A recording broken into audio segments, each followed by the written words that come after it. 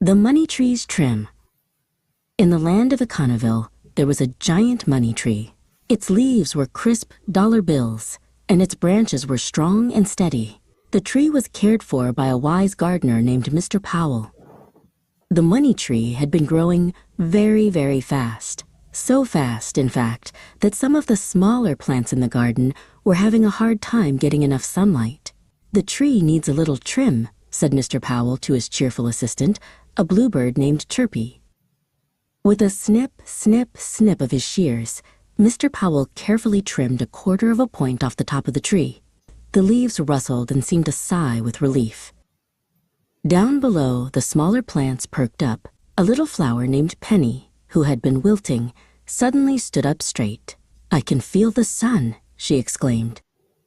A busy little beetle named Buck, who ran a small business building homes for ladybugs, buzzed with excitement. "Now I can borrow some leaves to build more houses," he chirped.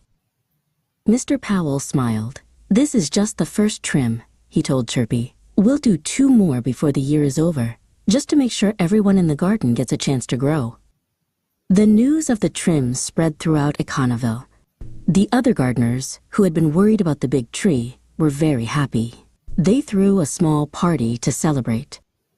Even the big, grumpy bear who lived in the woods, Mr. Grizzle, who was always worried about his honey business, seemed to relax a little. He was seen humming a happy tune. Mr. Powell knew his work wasn't done.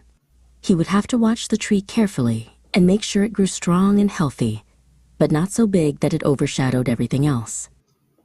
And so, in the land of Econoville, thanks to the wise gardener and his careful trims, all the plants, big and small, had a chance to reach for the sun